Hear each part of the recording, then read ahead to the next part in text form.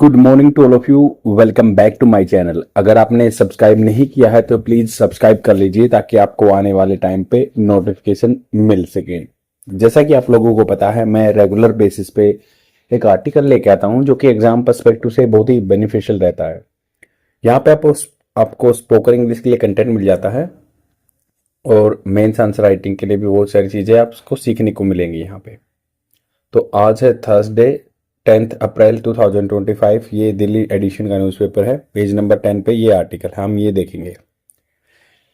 Newspaper की PDF आपको Telegram channel पे मिल जाएगी। टॉपिकल ई पेपर के नाम से टेलीग्राम चैनल है। यहाँ पे रेगुलर बेसिस पे दोनों न्यूज़पेपर इंडियन एक्सप्रेस और द हिंदू की पीडीएफ फ्री में प्रोवाइड करा दी जाती है। तो स्टार्ट करते हैं न्यूज़पेपर डिस्कशन, जो कि बहुत ही बेनिफिशियल रहता है आपकी इंग्लिश नॉलेज की एनहांसमेंट के लिए। Legal milestone. लीगल होता है कानूनी, माइलस्टोन होता है, वैसे तो माइलस्टोन जैसे रोड के साइड में लगाए रहते हैं ना, माइलस्टोन की आपने इतनी डिस्टेंस कवर कर ली, इतनी रहेगी।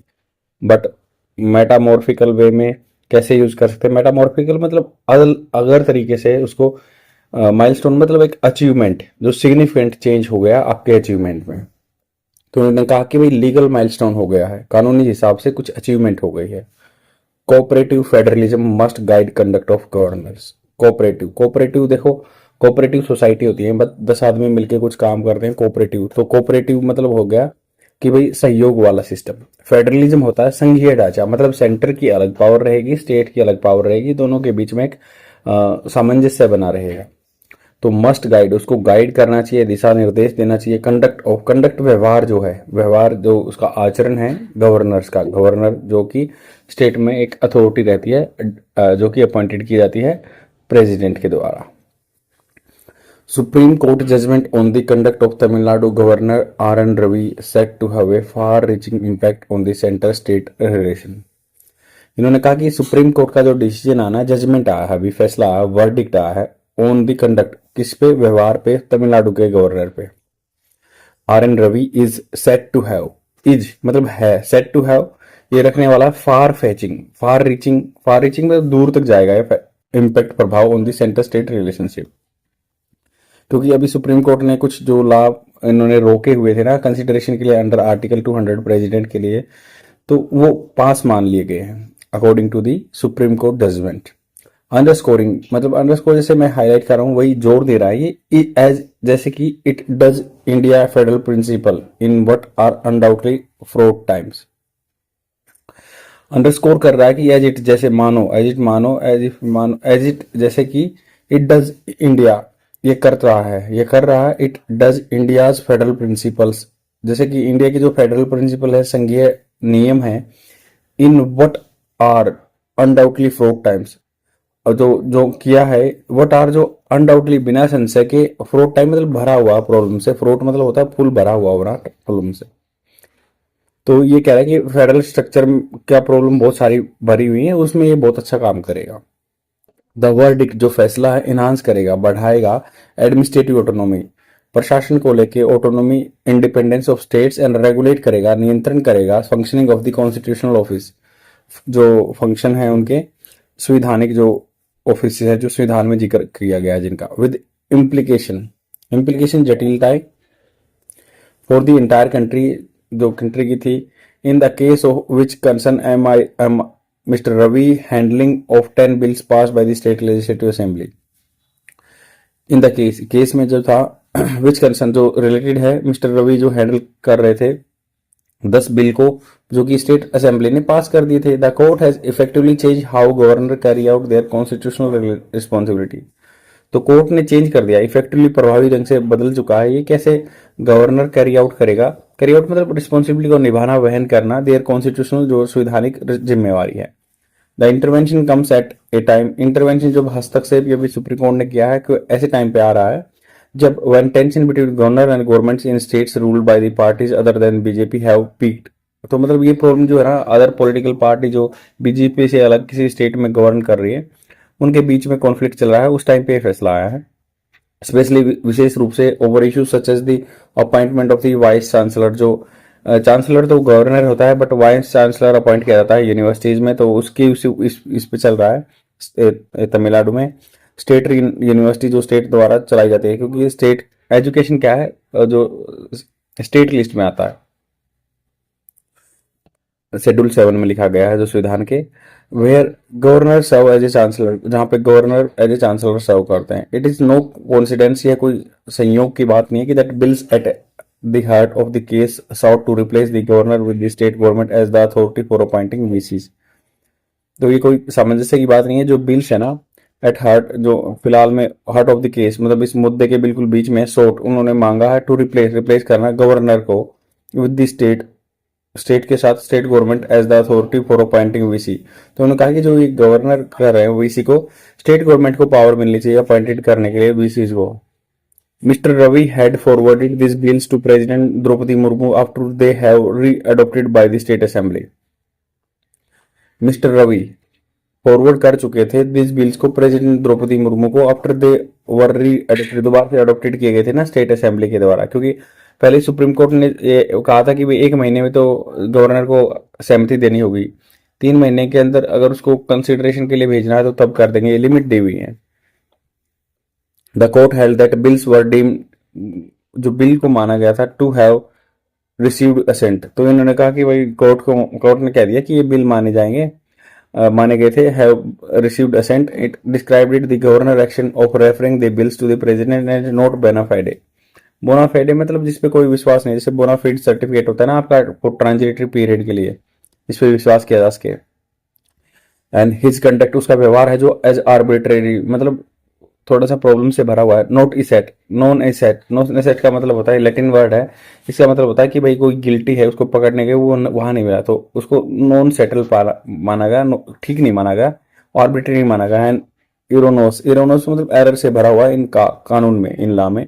लैंग्वेज दैट रिजेंबल, जो भी लैंग्वेज है, भाषा है, रिजेंबल सिमिलर खाती है। परफॉर्मेंस अप्रेजल, अप्रेजल होता है आंकना, अप्रेजल रिपोर्ट कोई भी इंप्लॉय की जाती है साल में। तो उन्होंने कहा कि लैंग्वेज दैट रिजेंबल, जो कि परफॉर्मेंस अप्रेजल, परफॉर्मेंस से रिलेटेड है, ऑफ गवर्नेटोरियल ऑफ द ऑफिस। गवर्नेटोरियल, गवर्नेटोरियल का क्या मतलब होता है एग्जैक्ट जान लेते हैं। गवर्नेटोरियल का मतलब गवर्नर, मतलब गवर्नर से रिलेटेड गवर्नेटोरियल। तो गवर्नर के जो ऑफिस की बात की जा रही कि उसकी परफॉर्मेंस आंकना है। इन नॉर्मल सर्कमस्टांसेस, नॉर्मल हालात में, सच ए सीवियर भयानक, कड़ा, रेप्रीमांड, रेप्रीमांड होता है किसी को सजा देना, would have resulted in the resignation of the person whose conduct was under scrutiny. तो ऐसे अगर मान लो कास्टिगेट करना या जो भी रेप्रीमेंशन मिला है, उससे क्या हो सकता है कि भाई ये रेजिग्नेशन हो सकता है इसका, जो अपने गवर्नर है इनका, अंडर स्क्रूटनी, जिसका व्यवहार की छानबीन हो रही है मिस्टर रवि की। But these are not normal circumstances, normal हालात नहीं। Mister Ravi was certainly playing with the political partisan, partisan होता है किसी एक पार्टी का सपोर्ट करना, रोल। तो गवर्नर क्या है, सर्टेनली प्ले कर रहा है जो partisan role assign to him by the government at the centre led by the BJP which is inimically disposed to the DMK. Inimically होता है कि भाई थोड़ा सा बैर भाव से, इनिमिकली शत्रुता पूर्वक होता है, बैर की जो भावना होती है। तो डिस्पोज्ड टू डीएमके, तो इसका डिस्पोज क्या होता है, व्यवहार होता है। तो इसका थोड़ा सा दुश्मनी वाला व्यवहार है डीएमके से, that is in power in Tamil Nadu. Hindrance, बाधा वाज द स्ट्रेटजी, हिंड्रेंस उनकी स्ट्रेटजी है। The significance of the judgement goes beyond the censure, तो ये करेंगे निंदा, सेंसर जो होता है बैन लगाना, निंदा करना। सिग्निफिकेंस जो महत्वपूर्ण है जो फैसले का, वो निंदा से भी दूर जाता है particular governor. It lays down the definite timeline, ये बिल्कुल जो डिसाइड की हुई टाइमलाइन बनाता है for the governor to act on the bills. It ensure that governors can not be longer indefinitely delayed legislation under the pretext of the scrutiny और act whimsically on the with impunity. इन्होंने कहा ये ensure करता है कि governor can no longer, लंबे time तक indefinitely delay नहीं कर सकता लेजिस्लेशन को under the pretext of the scrutiny, बहाना लेके छटनी का। एंड एक्ट विमिस्कली, तो एक्ट कर सकता है विमिस्कली मतलब थोड़ा सा अपने ही मनमाने ढंग से, और विदाउट इम्प्यूनिटी, बिना कोई एग्जम्पशन के। इम्प्यूनिटी एग्जम्पशन होता है, छूट होती है। The court has reaffirm, court दोबारा से पक्का कर चुका है कि कॉन्स्टिट्यूशनल प्रिंसिपल, जो संविधान के सिद्धांत है ना, दैट हैज ओफन, प्राय रूप से बीन अंडरमाइन, जिनको अनदेखा किया गया है। द राजभवन, जहाँ पे गवर्नर बैठते हैं, must function with transparency, Raj Bhavan को अच्छे से फंक्शन करना चाहिए पारदर्शिता के साथ, अकाउंटेबिलिटी, जिम्मेवारी के साथ। With the legislation now in force, जब जो कानून है अभी नाउ इन लागू में है, इन फोर्स मतलब वो लागू में है, the Tamil Nadu government has the authority to appoint VC and must act swiftly to fill this vacancy in 12 university. तो अब ये कह रहे हैं कि जो तमिलनाडु की गवर्नमेंट की, सीएम की अभी पावर है भाई, वो जल्दी से अपना इनको 12 वैकेंसी को फिल करें जहाँ पे वीसी वाइस चांसलर अपॉइंट करने हैं, and are made based on the merit, merit पे उनके जो मेरिट है उनके बेस पे होगी।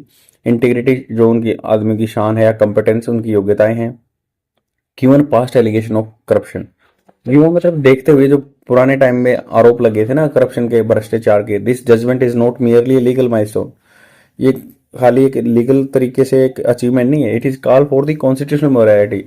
तो ये एक पुकार है कि संवैधानिक मोरालिटी जो है होनी चाहिए, मोरल वैल्यू होनी चाहिए, कोऑपरेटिव फेडरलिज्म, और कोऑपरेटिव फेडरलिज्म होता है restoration of the dignity of office of governor, और ये दोबारा से रिस्टोर करेगा डिग्निटी, जो शान होती है ना office of the governor, who as the court pointed out, court ने पॉइंटेड आउट क्या, is expected to act as friend, उसको एक्सपेक्ट काम करना है एज ए फ्रेंड, दोस्त की तरह।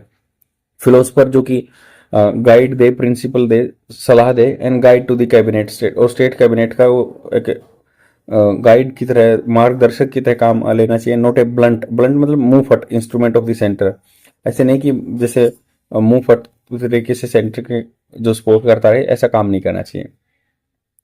आई होप आपको समझ में आया होगा, सिंपल आर्टिकल है बट बहुत सारी चीज़ें सीखने को मिली हमें, वोकैबुलरी वर्ड्स, सेंटेंस स्ट्रक्चर, इसके साथ 2-3 मिनट की वोकैबुलरी वर्ड्स की वीडियो अटैच कर दूंगा। रेगुलर बने रहिए, सीखते रहिए, लाइक एंड कमेंट कीजिए, तभी मुझे पता चलेगा कि आप लोगों को बेनिफिट मिल रहा है, और ये मुझे भी एक मोटिवेशन फैक्टर की तरह मोटिवेशन देता रहेगा। Thank you very much, bye.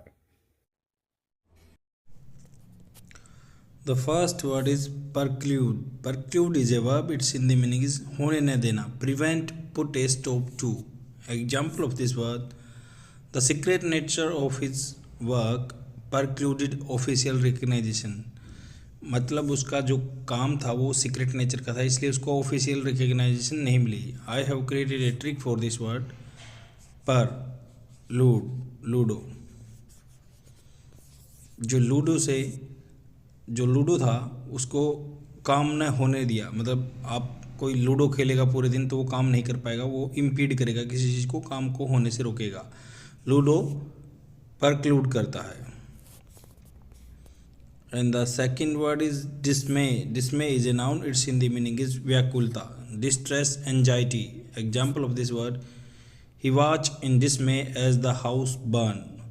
उसने व्याकुलता से देखा क्योंकि हाउस जल गया था। I have created a trick for this word, May month में याद रख सकते हैं, मे मंथ में आपको व्याकुलता हो जाती है गर्मी की वजह से। And the third word is reparation. Reparation is a noun. Its Hindi meaning is क्षतिपूर्ति, अमेंड्स, रेस्टिट्यूशन.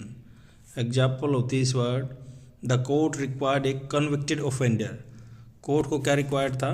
एक जिसको सज़ा मिली हुई है, convicted offender, to make financial reparation to his victim. जो उसके विक्टिम थे उनको फाइनेंशियल रेपरेशन, जो पैसा का क्षतिपूर्ति करने वाला विक्टिम चाहिए था, जो उसके विक्टिम थे, ऑफेंडर चाहिए था उसके लिए। आई have created a trick for this word. इसको पार्टीशन बोलते हैं, जैसे घरों में पार्टीशन लगाते हैं, तो उसको याद रख सकते हैं कि उसने पार्टीशन को तोड़ दिया तो उसके लिए रेपरेशन चाहिए, पार्टीशन को तोड़ दिया तो रेपरेशन चाहिए, पार्टीशन से रेपरेशन याद रख सकते हैं। That is all for today. I will come tomorrow with more words. Please share my video among your friends.